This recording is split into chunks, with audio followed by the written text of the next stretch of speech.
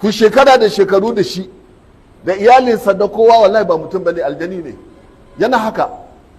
Wani malamin mu yake gaya mana cewa suna karatu a jami'atul Madina, suna karatu da ɗalibai, ashe cikin ɗaliban akwai aljani, kuma ana hudda da shi komi.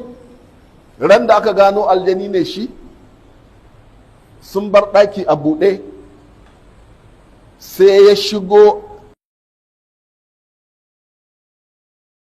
ma'ana da niyya in ya zo shi ya rufe ƙofar. To ashe wannan mutumin da ya zo na ƙarshe ashe iska ne, aljani ne, su ba su sani ba. Sun bar shi su suka ce da Allah in ka dawo ka rufe ƙofa.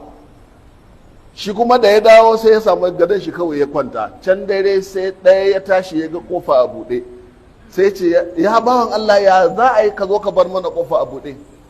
Ba a haka. Shine da ya wani fushi kawai sai tura hannun shi yana kwance sai ya rufe ƙofa. Yaya kaga ai hada la ya tasawwara fi aqli wujudu, mutum bai da wannan baiwan, ko ba haka bane? Amma shi ko aljani yana iya daga nan har ya kai karu. Kun fahimta? Yana kwance sai ya sa kofa ya rufe kofa, sai da ya tsaki wai yana bacci ya tashi, ya tsaki ya rufe kofa. To in kai ne zaka yi bacci kuwa? Ba kowa ne zai iya daure. Saboda haka akwai irin su. To shine annabi sallallahu yake nuna mana cewa mu nemi tsari ga sharrin shaidanu. Akwai amakin, akwai wurare a cikin gida mazaunin shaidanu ne.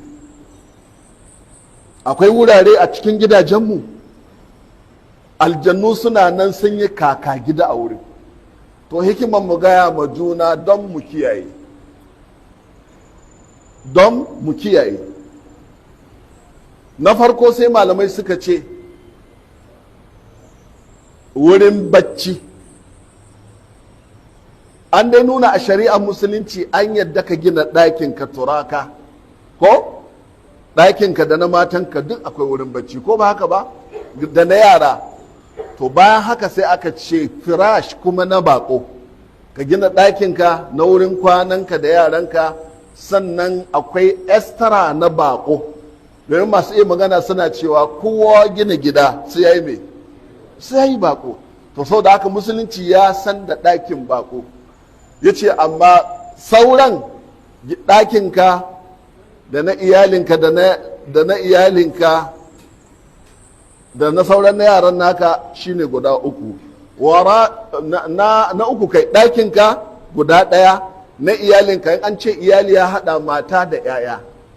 Sai na uku shine mai baƙo, gado, fresh, warrabi'u lishaitan. Amma duk wanda yake da sauran ɗakin da ba wa'innan ba, wannan ɗakin na shaidan ne. Shaidan yakan zo wurin ya kwanta, ko in ce shaidanu. Kun gane hikiman kuwa? To kaga ashe sai kai taka tsantsan wanda zai gina ɗakuna ga sunan birjin, ba a shiga ciki a kwanta, to shaidanu suna kwantawa a ciki. Allah shi tsare mu. Sai malam ya ce na biyu, tufa da muke sawa, tufafin nan da muke sawa, duk rigan da ka ɗinka ta samu shekara baka sa ta ba, to shaidan na wannan kayan. Sai malamai suka ce to wanda yake da dolab, safe ake cewa inda ake tara kaya, to ana so duk lokacin da za ka sa kayanka ka ce bismillah. Jama'a kun fahimta? Ka ce bismillah ka rufe. To in akwai kaya wanda kaka yi sati da yawa baka sa ba, shaidan bai iya ɗauka. Wani malami yake cewa ai aljani ma yakan ɗauki kayan ya sa ya je wani wuri ya fito a siffar mutum.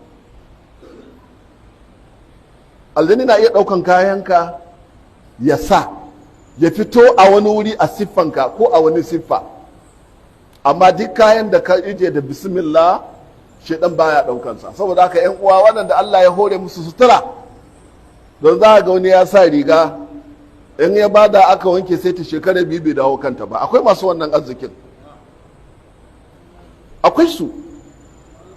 akwai masu wannan arzikin. To amma wanda yake da wannan arzikin da zai gane ya rinka raba ma mabukata, ya rinka raba ma mabukata. Kaya yana da kyau, amma ka ije kaya sai bayan shekara biyu ka dawo kan kaya, ina ganin wannan ya wuce ka'ida, amma ban ce haramun ba. sai na uku marahid, wanda kowa ya san da wannan, toilet, kowane bayi hatta na masallaci da na ko'ina ne bayi mazaunin wane ne? Shaidanu ne, in ji annabi Muhammadu sallallahu alaihi wa sallama.